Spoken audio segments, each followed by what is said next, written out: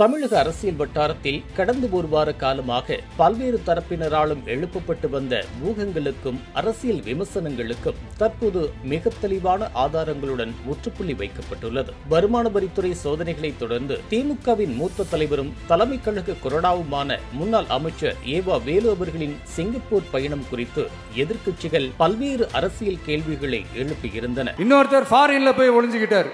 Foreign Stalin sir நினைச்சிட போறீங்க. அவர் இல்ல. எனக்கு எப்பவுமே ஸ்டாலின் சார் மேல ஒரு தனி பாசம் ஒண்ணு உண்டு. அவர் கிடையாது, இவர் வேற. சிங்கப்பூருக்கு செக்கப்புக்கு போனார்ல அவரு. இன்னும் தோண்ட தோண்ட எத்தனை பேர் மாட்ட போறாங்களோ தெரியல.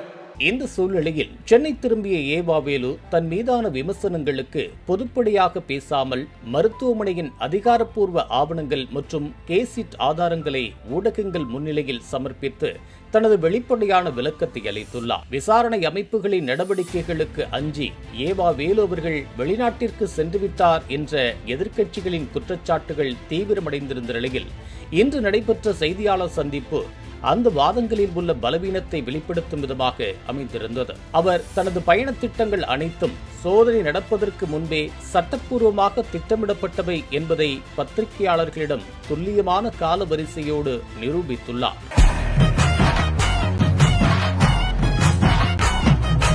அதிகாரிகள் சோதனை தொடங்குவதற்கு முன்பே மருத்துவ பயணத்திற்காக ஏற்பாடுகள் செய்யப்பட்டிருந்தாலும் சோதனை நடைபெற்ற தினத்தில் ஏற்பட்ட கால அவகாச குறைபாடே இந்த தேவையற்ற அரசியல் விவாதங்களுக்கு காரணம் என்பதை ஏவா வேலுவின் வார்த்தைகள் உறுதிப்படுத்துகின்றன. விமானத்தில் சிங்கப்பூருக்கு மருத்துவத்துக்கு போறதாக நான் டிக்கெட் எடுத்திருக்கிறேன். இப்போ நீங்க சோதனைக்கு வந்திருக்கிறீங்க.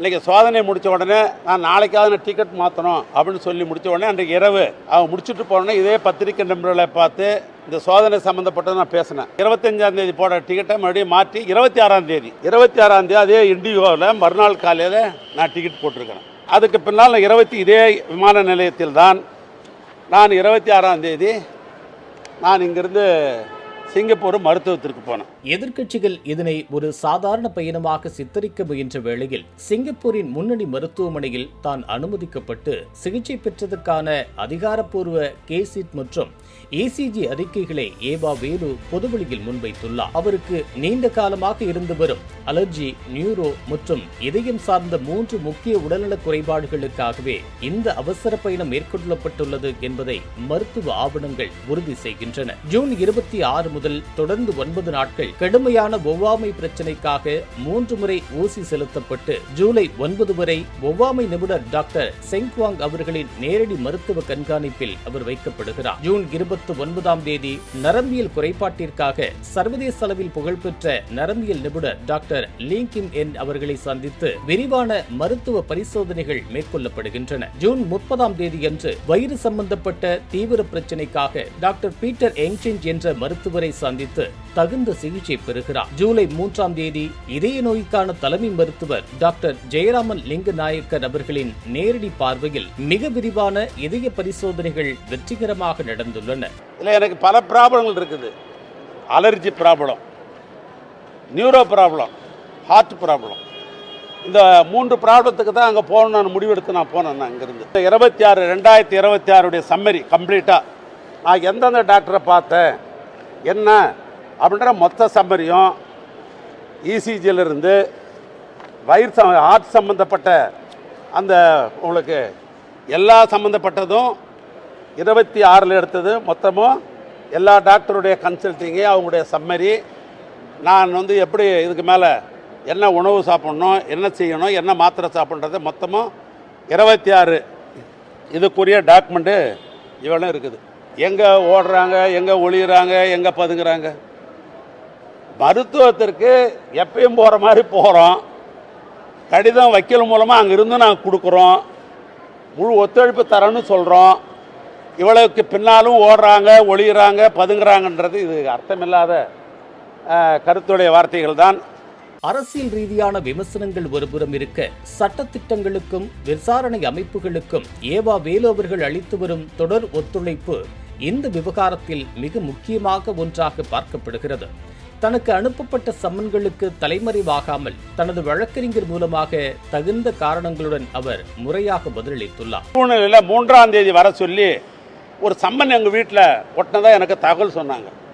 நான் உடனே அந்த சம்மனை ஃபேக்ஸில் அனுப்ப சொன்னேன். அதில் படித்து பார்த்தேன். நீங்கள் 3ஆம் தேதி வரணும் அப்படின்னு அந்த சம்மன் இருந்தது. நான் உடனே அந்த சம்மனுக்கு மரியாதை கொடுத்து அங்கேயே உடனே ஒரு கடிதம் எழுதி 9/7/2020 அன்று மீண்டும் விசாரணைக்கு 3ஆம் தேதியை கொடுத்ததுக்கு லெட்டர் கொடுத்துட்டேன். நான் என்ன கொடுத்தேன்னா, எனக்கு வர்றதுக்கு 10 தினங்கள் ஆகும், நான் மருத்துவம் முடிச்சுட்டு வர்றேன் அப்படின்னு சொல்லிட்டு அது கடிதம் கொடுத்தேன். 3ஆம் தேதி கொடுத்த கடிதத்தை அதிலே 10 தினங்கள் நான் குறிப்பிட்றேன். ஆனால் உடனே 9ஆம் தேதி வான்னு சொல்லி ஒரு லெட்டர் கொடுக்குறாங்க மறுபடியும். அந்த லெட்டருக்கு தான் நான் எழுதியிருக்கிறேன். என் மீது தொடக்கப்பட்ட எஃப்ஐஆர் வழக்கு சம்பந்தமாக 9/7/2020 அன்று மீண்டும் விசாரணைக்கு வர சொல்லி நோட்டீஸ் அனுப்பியுள்ளீர்கள். மேலும் 12/7/2020க்குள் மருத்துவ சோதனை முடிந்துவிடும். எனவே தாங்கள் 12/7/2000க்கு மேல் எந்த தேதியில் அழைத்தாலும் விசாரணைக்கு முழு ஒத்துழைப்பு அளிக்கிறேன் என்பதை அன்புடன் தெரிவித்துக் கொள்கிறேன் அப்படின்னு நான் கடிதம் வக்கீல் மூலமாக அனுப்பிச்சிருக்கிறேன். இந்த முழு விவகாரத்தின் பின்னணியில் அவர் திமுகவின் தலைமை கழக கொறடாவாக நியமிக்கப்பட்ட பிறகு சட்டமன்றத்தில் மக்கள் சார்ந்து எழுப்பிய கூர்மையான கேள்விகளே முக்கிய காரணியாக இருக்கலாம் என்ற விவாதமும் எழுந்துள்ளது. ஒரு மூத்த உறுப்பினராக தனது கடமையை செய்வதை தடுத்து நிறுத்த முடியாது என்பதில் அவர் உறுதியாக உள்ளார். தான் எந்த குற்றமும் செய்யவில்லை என்பதால் நீதிமன்றத்தின் மீதும் நீதியின் மீதும் தனக்கு முழு நம்பிக்கை இருப்பதாக கூறி சட்ட போராட்டத்தை நேர்மையாக எதிர்கொள்ள அவர் தயாராகியுள்ளார். தேதிகள், ஆவணங்கள் மற்றும் மருத்துவர்களின் பெயர்களுடன் முன்னாள் அமைச்சர் ஏவா வேலு முன்வைத்துள்ள இந்த அடுக்கடுக்கான மருத்துவ ஆதாரங்கள் எதிர்க்கட்சிகள் சுமத்திய பதுங்கல் என்ற குற்றச்சாட்டுகளில் எந்தவொரு முகாந்திரமும் இல்லை என்பதை தெளிவுபடுத்தியுள்ளதாக அரசியல் நடுநிலையாளர்கள் கருதுகின்றனர். சட்டத்தையும் விசாரணையையும் நேருக்கு நேர் சந்திக்க தயார் என்ற அவரது அறிவிப்பு தற்போதைய அரசியல் சூழலில் அவரது தரப்பை மிகவும் பலப்படுத்தியுள்ளது.